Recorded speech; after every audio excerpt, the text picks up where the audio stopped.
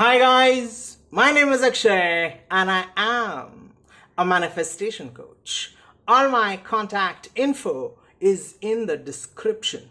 Today we are gonna talk about how to know how to have the conviction that it has to manifest. Because often what happens is when we try to manifest something, when we are beginning the process, we become overwhelmed by the problem. It challenges our entire state of being and we don't know how to react to it, how to respond to it. That is when, we go about asking for advice and stuff because we totally feel overwhelmed by it. We don't know what to do, right? So then, in such a situation, how to know that it has to manifest when all the evidence of your senses indicates otherwise? Everything is telling you, including probably your friends, family, and other people in your reality, that this is not possible, this is improbable, that take the easier route, do this instead of this. How to have the conviction that it has to manifest. Okay, and I'm going to elucidate this principle with the help of a story. Okay, so stay tuned. It's a very interesting story, and not many people have heard about it. In order to build the conviction that it has to manifest, we can learn from the people who have applied the law successfully. Okay, and a great example of this is, Neville teaching people the ladder technique, wherein every night as they fell asleep or whenever they were relaxed, they would imagine that they were climbing a ladder. In their imagination, with their imaginary hands and legs, they were climbing a ladder.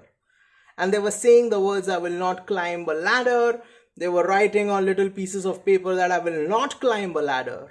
However, and if somebody told them to climb the ladder, okay, like at work or somewhere, they had to refuse to climb. And still, somehow, people ended up climbing the ladder. And they said that I had written so many times that I will not climb it, right? And when people had offered me to climb the ladder, I had refused it and had decided that I'm not going to climb the ladder. But still I climbed the ladder, okay? And that is their imagination forging their reality, okay? And this was a little experiment, but nonetheless, it helped people to build their faith in conscious creation. Okay. Neville Goddard taught people that your imagination is divine. It is the only creating power in the universe.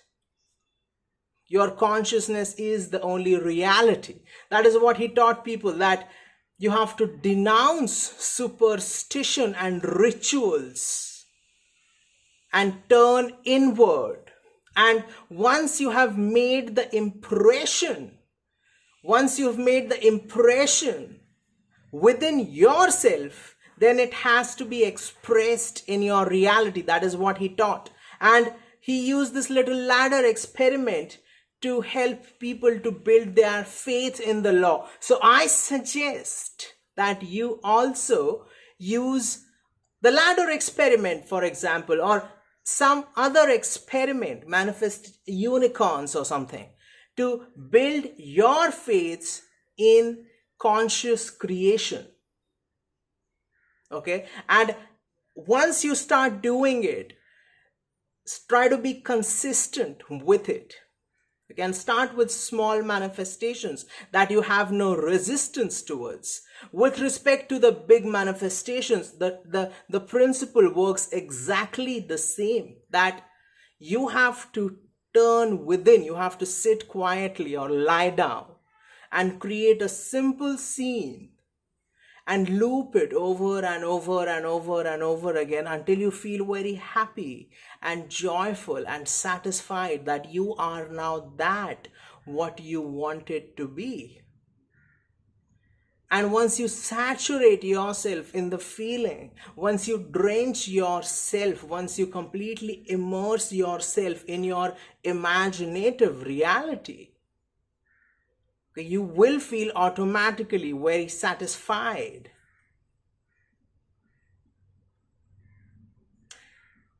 Neville Goddard told the story of an American soldier who unfortunately died in Korea. Okay, and his body was sent back to America for burial. Just before the burial, okay, his wife was asked some questions regarding the dead soldier's ethnicity. And since he did not belong to a particular race, he was refused burial, and his wife, who was already heartbroken, was extremely saddened by the fact that her husband, who had laid down his life for the country, was refused burial in his own nation. Okay, and this news spread like wildfire. Okay, it was covered on TV, it was covered on radio, and the president of the US, he came to know about this, and he offered burial for the soldier's body in the National Cemetery in Arlington with full military honors. Later, when the wife was being interviewed by the press, she told everybody that her husband always spoke about how he wanted to die as a hero and wanted a burial with full military honors. He wanted a hero's death. And so, even after he died and he was about to be buried, okay, and when everything seemed so hopeless, that person, because he had impregnated his subconscious with the desire of dying a hero's death and being buried with full honors, with pomp and festivity, with respect, even though his body was perishing, the desire that was impregnated in his subconscious, that had to be fulfilled.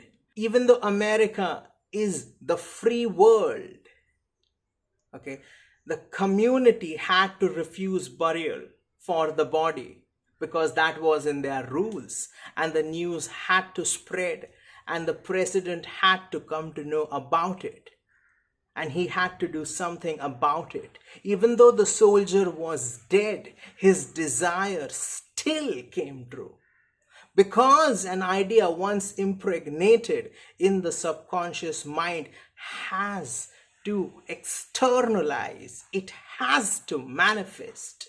So even though the soldier's body was perishing, right, it was going to be buried, it was buried, his desire still had to come true. I hope that this story inspires you, that whatever happens, you are going to get what you want. And you should walk through the world with this quiet conviction that you already possess it. Because doubt is the only thing that can harm the seed. Doubt is the only thing that can harm the seed. So I want you to walk with full faith and conviction, knowing that it has to manifest, and you are already that what you want it to be. I hope that you derived some value from this video. If you like the video, please hit like, share, subscribe, comment, hit the notification bell, unleash the power within you, and remember that if I said it, I already did it. Thank you.